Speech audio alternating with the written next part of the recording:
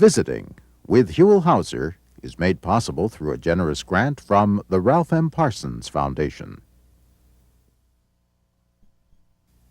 It was a monumental task, building a 233-mile aqueduct from the Eastern Sierra to the city of Los Angeles. Not only was it an engineering feat, but it literally changed life as we know it here in Southern California. On November the 5th, 1913, William Mulholland opened the gates. The water flowed, and history was made. And now we are standing in front of a place that is very much a part of that early Los Angeles water history. I'm standing here with Dan Cott, who is an employee of DWP. You're also known as the resident historian out here. And explain to our viewers exactly where we are right now. Well, Huell, we're about 15 miles north of Santa Clarita at Power Plant 1. This was the first power plant on the Los Angeles aqueduct system that actually supplied Los Angeles directly with power. And in 1917, it supplied 97% of LA's power. So this was where it basically all started as far as electrical power in Los Angeles was concerned. Hydroelectric power, yes. There was some steam power before that, and that was about it. Very little. Now, where does all this water that we see coming through there, where is it coming from? Well, it takes its 280-mile journey from the High Sierras, the east side of the High Sierras, and down through our aqueduct system built by Mulholland in the early part of the century, through this plant, and then on its way. It does this job many times on the way down in about 13 of our power plants on its way to LA. So this is power plant number 1. When it comes through here, it continues and goes through more. I mean, this water is well used. Absolutely. By the time it gets here, it's already been through a number of power plants and tributaries to the Owens River in Owens Valley. And so this is Power Plant 1 in relation to Los Angeles, but in Owens Valley we have another whole electric system on this same water. So it's already done some work before it got here. Sure has. This is well-used water. Yes, it is. Well, it's a beautiful building. It really makes a statement. Is this exactly as it would have appeared when it was built back in 1915? Yes, in 1917 it started operating. It had 3 generators originally in it. Later it expanded to 5.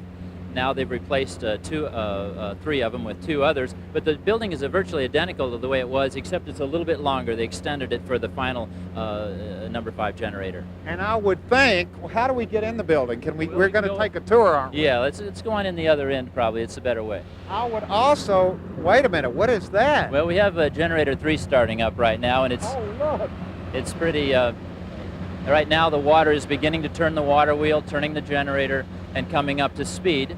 When it comes to speed, we'll tie it in with the electric system, and it'll become part of the LA system today. Boy, look at the pressure of that water coming out there. That's amazing. Yeah, it is. It's a tremendous amount of energy. That's 400 pound per square inch water, and when it's in operation, the water's traveling about 150 miles an hour when it leaves a needle valve to hit the water wheel itself. So you've got a lot of pressure going in there today. Absolutely. You know, I would imagine that when this place opened up back in the early 1900s, I mean, it was quite a drive for us down a kind of a very long, windy road. We thought we had missed the turnoff a couple of times. You're out here in the middle of nowhere almost. It seems that way, especially when you first come up. Yeah, I would imagine back in 1915, this place was really isolated. It was extremely remote, and you had to cross the creek numerous times on the way up. I think it was even as many as 20 times to cross the creek, which meant in the winter there's some major obstacles involved in getting here. Well, we're excited. I must tell you, I know very little about powerhouses or turbines or generators or whatever it is you're going to show us today, but it caught our attention when you all contacted us and told us that this was powerhouse number 1 and that it had retained all of this history and was such an important part of the history of electricity in Los Angeles. Yeah, there's been a lot of effort in keeping it aesthetically original, and it's been even with the changes, it's been able to be kept pretty much the way it was when it was first designed and built. It is loud in here. Yes, it is. Now, tell me a little bit about where we are, because I don't know anything about this except that it certainly makes a statement as soon as you walk in here. Look at this. This is a beautiful, huge room in here. Yeah, we're in the generator room right now, and we have our 4 generators. The water comes through penstocks, turns our water wheels, it turns a generator.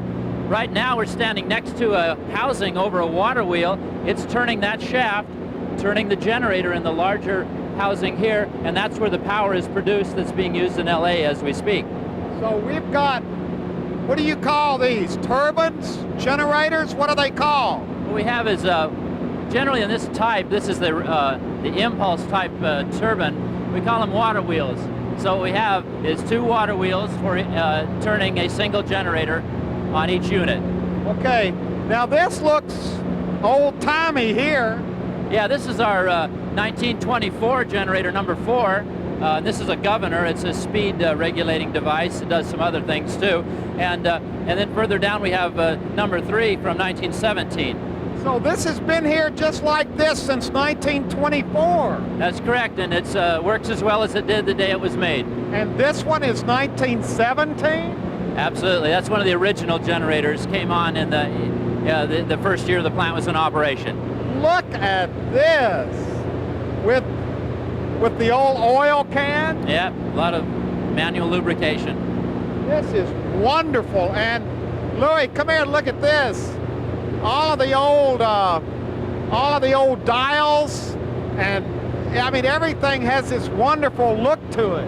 Yeah, it's wiped down daily, and the operators do a good job in taking care of their equipment. And these are original down here as well?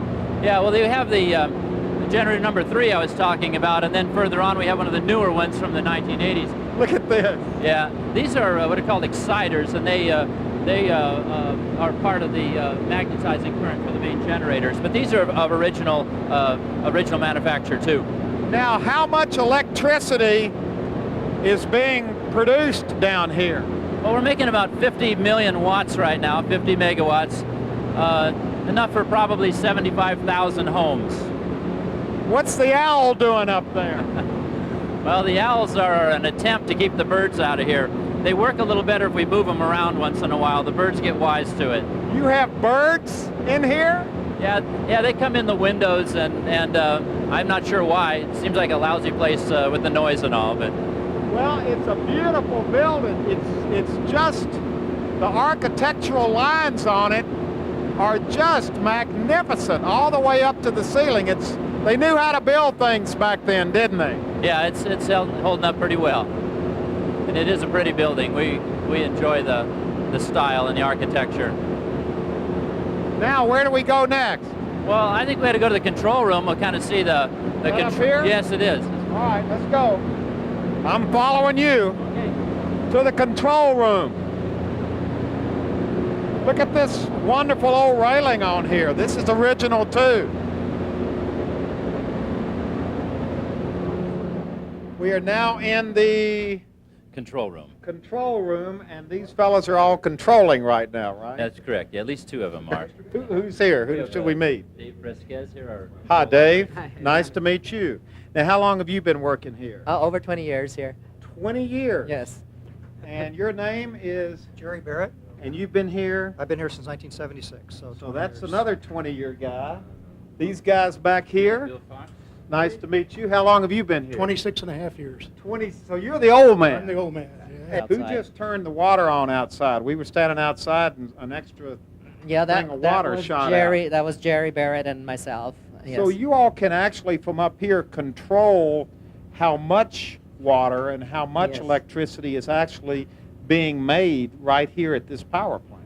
That's correct. Yeah, we have reservoirs that we draw the water from, and we balance. We have to balance those out, and we have other power plants along the line. that So do you keep get a those. call from somebody saying we need extra electricity today, or we need to cut down a little bit, or we need to... Yes, that's correct. Yeah, mostly it's water now, and the electricity is just the offshoot of how much water they need for drinking water in Los Angeles. So wait a minute, this is electricity or water that we're talking about here? Well, you know, we actually have a water priority. The electricity is a nice byproduct of getting the water to Los Angeles. I mean, it was built as a water system, but at the same time, the electrical is very important. They don't call us for more electricity. They call us saying, here's how much water we want, and we make as much as we can with that, and environmentally clean and very inexpensive electricity. See, I've been concentrating on the water because I thought that made electricity. But really, you're serving two purposes here. You're providing the city with water and electricity. That's correct. And we run at least half of LA's water through this plant. Really? Half of the Los Angeles aqueduct supply. There are other supplies to the city. That is amazing. Now, this looks very high-tech here. This is a little different from some of the old things we saw from 1917 down in the big room. Surprisingly, it's fairly similar to the original control. Some of the stuff we're seeing in this room is, in fact, quite a bit is original. But you can see the newer equipment from the 1980s and part of our controls and all. In the 1980s, when we updated the plant here and put the newer units in, we had some new government regulations on water clarity, so they had to build the filter plant in town. But used to, this water came right through here. It was good enough to drink right out of the tap at that time. And now they're saying because of more people usage of it, there's more bacteria, so we have to be more careful of the chlorination, the turbidity, which is solids in the water. We have to filter it all out. Well, as the old man of the group, you've seen a lot of changes over the years, haven't you? Oh yeah, quite a bit. The road you came up today used to dead end at this plant, and if you wanted to go farther on, there was a one-lane dirt road by the Forest Service. We called it the Burma Road because you didn't know what you were going to run into going over the road. And now it's was opened up about 1976 to through traffic, and now we're having 2,500 cars a day using this Canyon Road, where you could go hours at 25 years ago and never see anybody. Well, that's the next part of our program, because whereas this is interesting, the actual power plant itself, the other thing that intrigued us about this place when we first heard about it was the sense of community, the whole package here beside the power plant itself. And that's what we're going to spend the rest of the day exploring, the people who live here and the sense of community that they have and that has been part of the place here since it opened in the early 1900s, right? That's correct. Yeah. Okay, we're off. Now we have come. What is that? Well, that's a parrot. Parrot. Belongs to the resident here. But we're here really to see these wonderful old houses that are part of what this place is all about.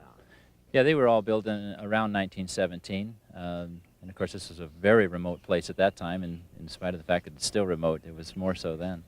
And the houses are kept up quite well. So these look like craftsman houses. Yeah, that's the era that they're from. And it's amazing that over the years, let's just walk down here, because look at this. This is, I mean, we're out in the middle of nowhere, but it looks like this wonderful little quiet enclave of civility. It's like just a little place nestled here.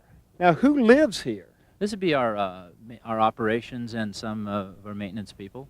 So the people who work here live here. That's correct. What kind of a sense of community do you have here? Well, everybody pretty well sticks together. We have a lot of little parties in the summer where we barbecue and get together with the families, because we are isolated, so we kind of have to stick with each other, and that makes it for a nice tight-knit community, you know. Yeah, look at this little house right here. How many people live out here now? Well, between Power Plant 2 area and here, we have at least 20 homes that are occupied. And are we talking about families? Are we talking about single people? Are we? Well, it's a cross-section of that. We have school children all